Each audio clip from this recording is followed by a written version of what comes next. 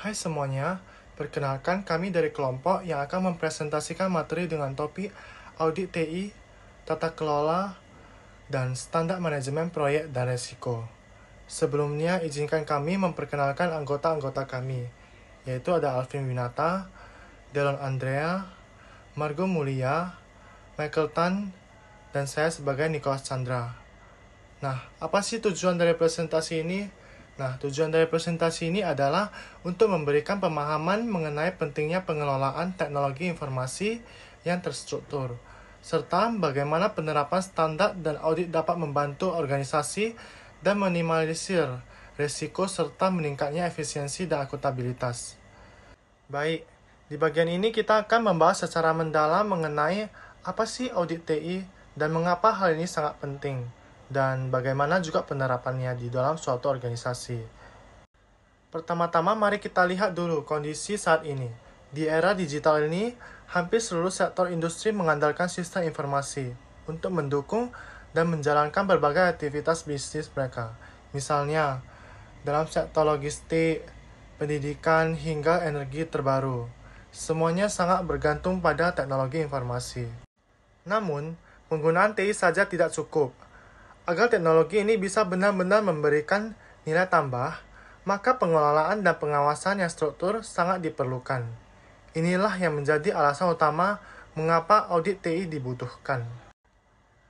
Nah, apa sih itu audit TI?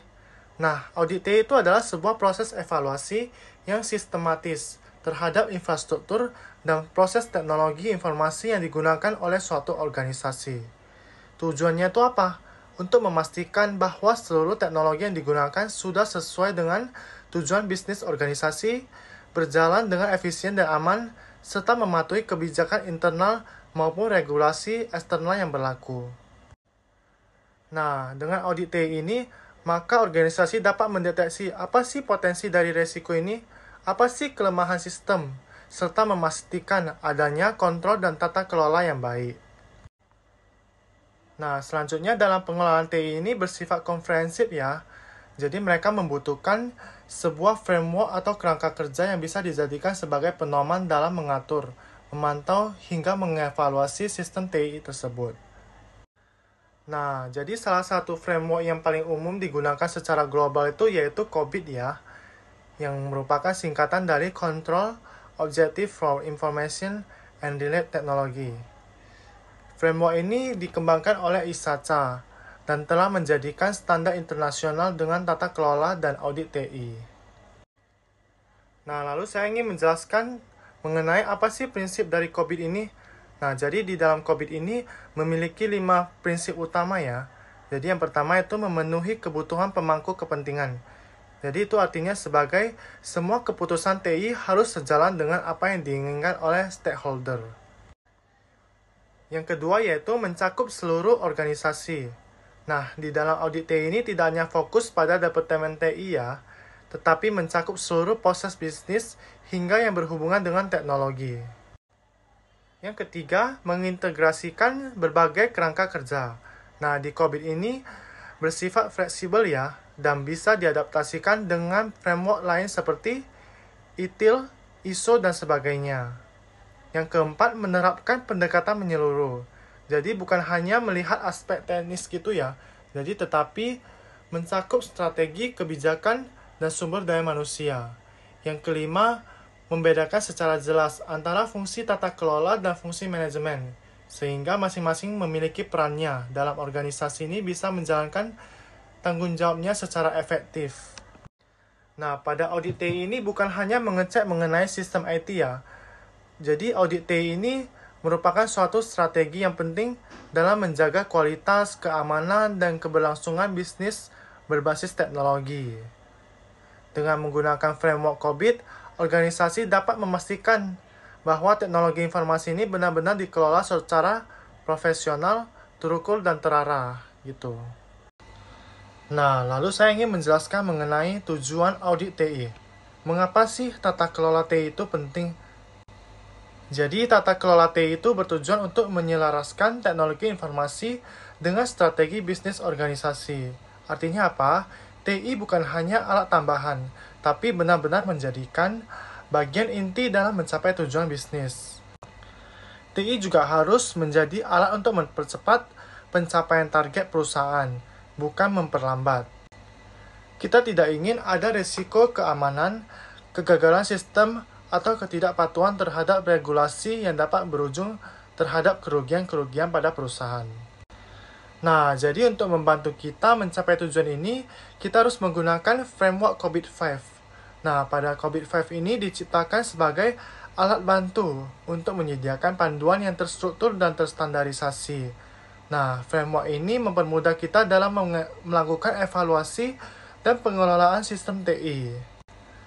Lalu, apa aja sih tujuan spesifik dari audit TI? Nah, jadi saya akan bahas satu persatu ya. Jadi yang pertama, meningkatkan efisiensi dan efektivitas operasional TI. Nah, jadi pada audit TI ini membantu kita menstandarkan proses dan kontrol di dalam sistem TI tersebut. Dengan standar yang jelas, aktivitas operasional TI akan menjadi lebih efisien, lebih efektif, dan minim kesalahan. Yang kedua, mengevaluasi kinerja dan kepatuhan. Audit tersebut dilakukan untuk menilai apakah sistem TI sesuai dengan kebijakan internal dan juga regulasi eksternal.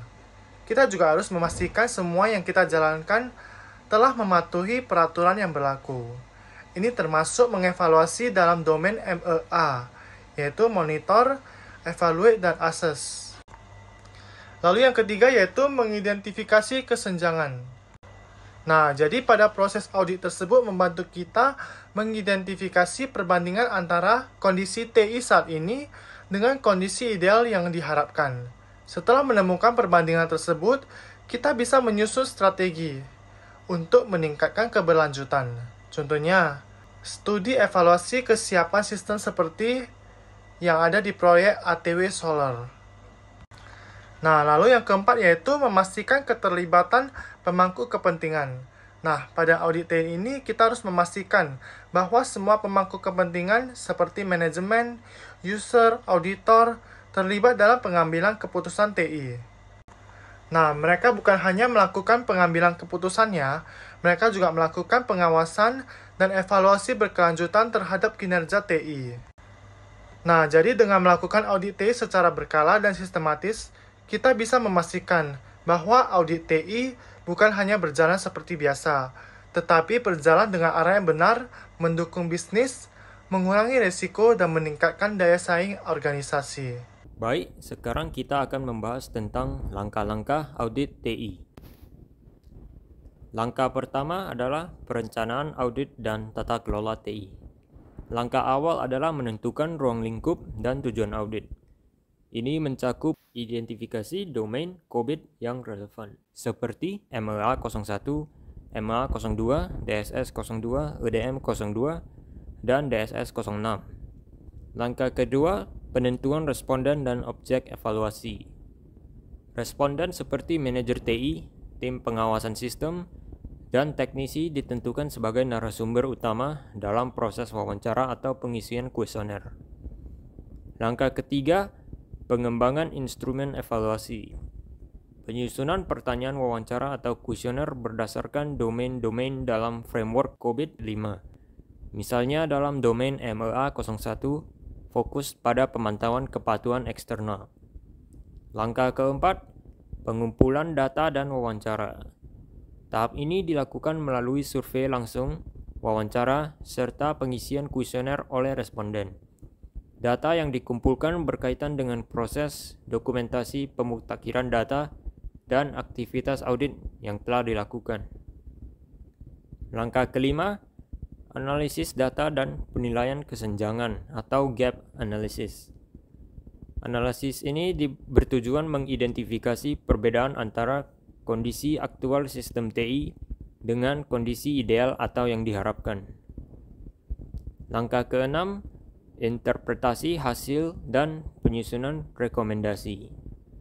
Setelah gap diidentifikasi, dilakukan penyusunan rekomendasi yang bersifat teknis maupun strategis. Rekomendasi dapat berupa peningkatan dokumentasi, pemutakhiran sistem, pelatihan SDM, atau penguatan pengawasan terhadap aktivitas audit. Langkah ketujuh, penyusunan laporan dan tindak lanjut. Laporan ini berisi hasil temuan, nilai kematangan proses, dan rekomendasi untuk perbaikan ke depan. Tindak lanjut dari laporan ini meliputi perencanaan, implementasi peningkatan, dan evaluasi berkala atas dampaknya. Selanjutnya kita akan membahas tentang proses audit TI. Menurut Ron Weber, proses audit sistem informasi terdiri dari 5 tahap utama, yaitu yang pertama, perencanaan audit atau planning the audit. Pada tahap ini, auditor terlebih dahulu memahami visi, misi, dan tujuan organisasi yang akan diaudit. Tujuan dari tahap ini adalah untuk menentukan ruang lingkup audit, apa saja yang akan diaudit, serta pendekatan dan metodologi yang akan digunakan selama proses audit berlangsung. Tahap kedua adalah pengumpulan data dan informasi. Data dikumpulkan dari berbagai sumber seperti dokumentasi kebijakan TI, standar operasional prosedur, struktur organisasi, laporan aktivitas sistem, serta melalui wawancara langsung dengan pihak-pihak yang terlibat, seperti staf TI, manajer, ataupun pengguna sistem. Oke, kita masuk ke tahap ketiga dalam proses audit TI, yaitu pengujian kontrol dan transaksi, atau yang disebut sebagai testing phase. Di tahap ini, auditor melakukan pengujian kendali untuk mengevaluasi apakah kontrol internal yang dimiliki oleh organisasi sudah diterapkan dan berjalan dengan baik. Misalnya, apakah ada pengaturan akses yang memadai, sistem backup yang rutin, serta mekanisme pengamanan terhadap data sensitif. Yang keempat ada analisis dan evaluasi temuan.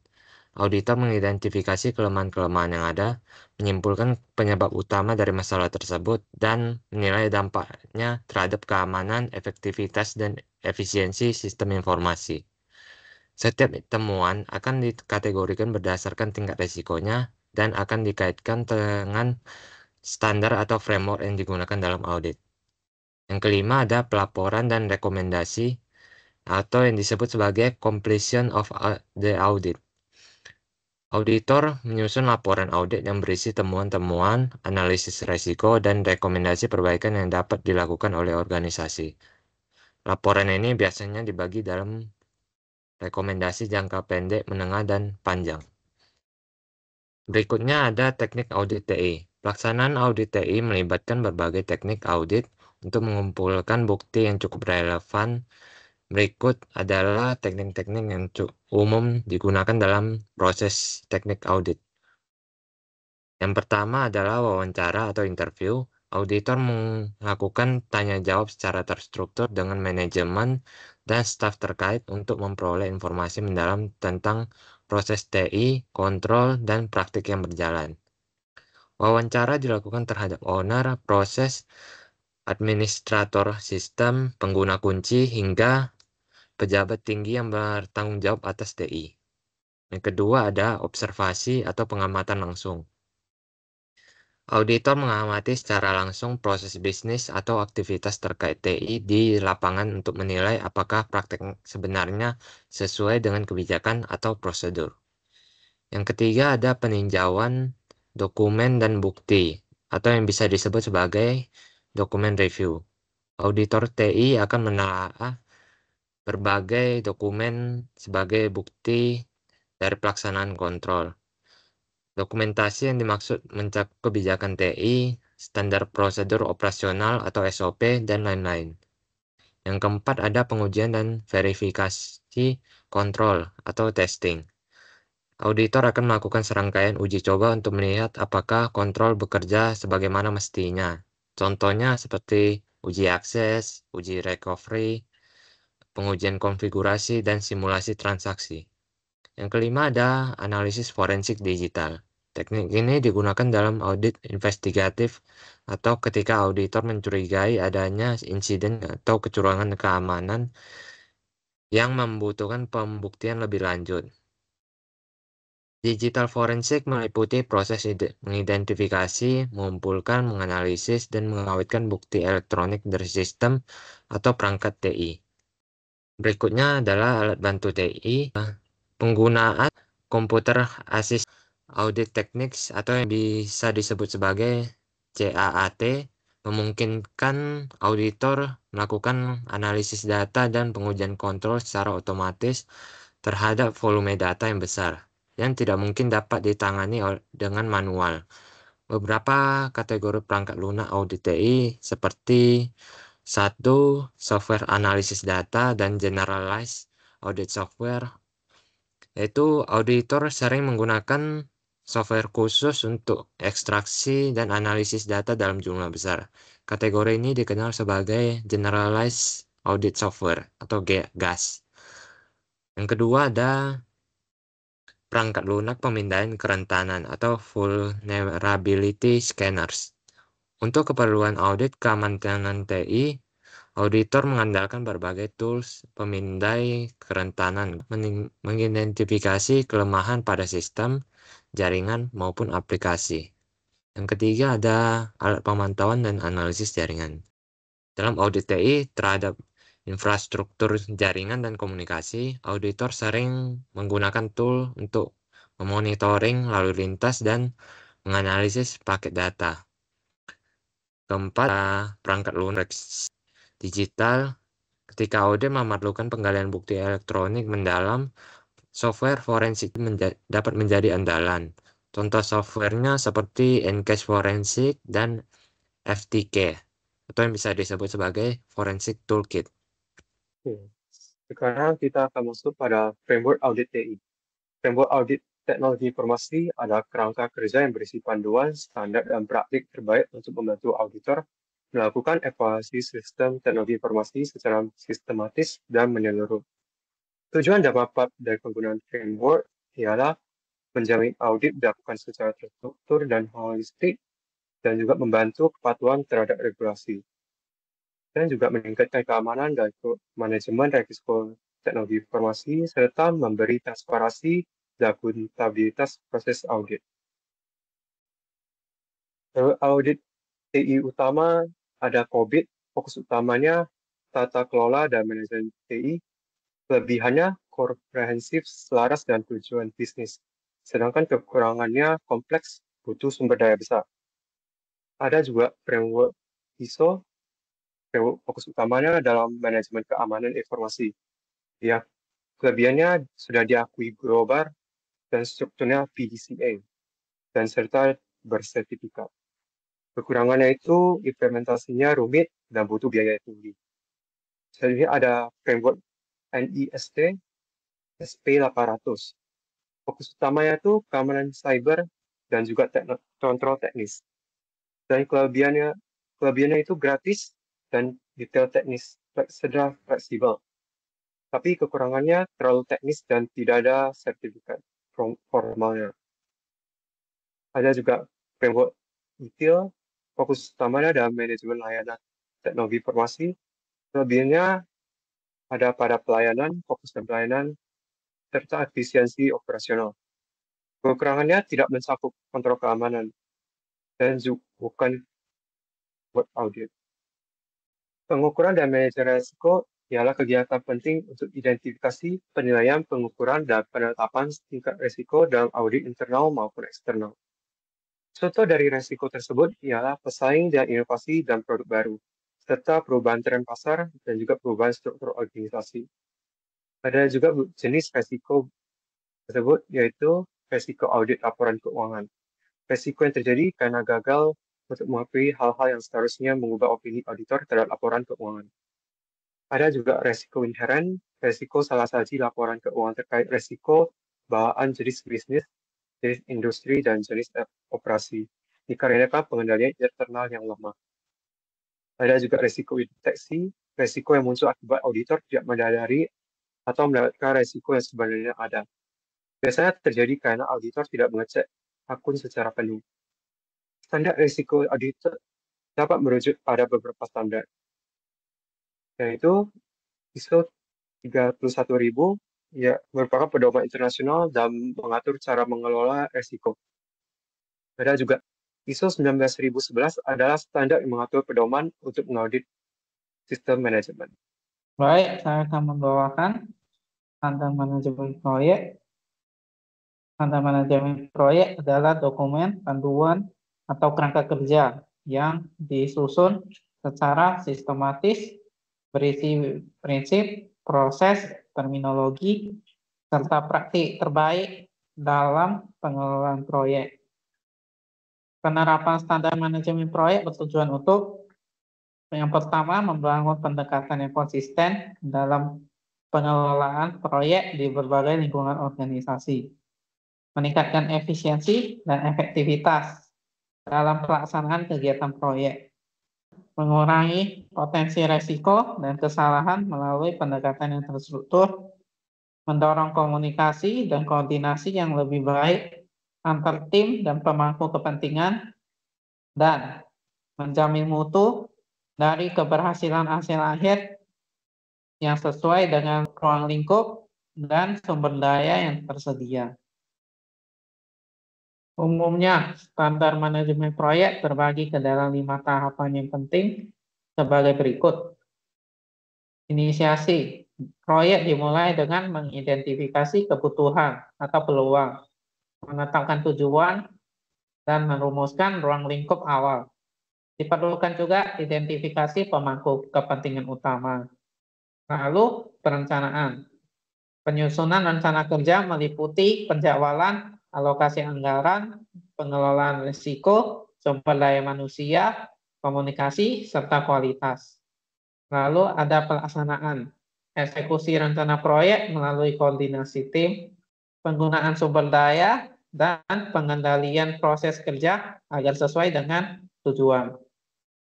Lalu ada pemantauan dan pengendalian, meliputi proses evaluasi kinerja proyek secara berkala, pengukuran hasil, serta koreksi terhadap deviasi dari rencana awal.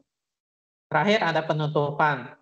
Proyek diakhiri dengan menyelesaikan seluruh aktivitas, menyerahkan hasil akhir, serta mengevaluasi keseluruhan proses pelaksanaan proyek.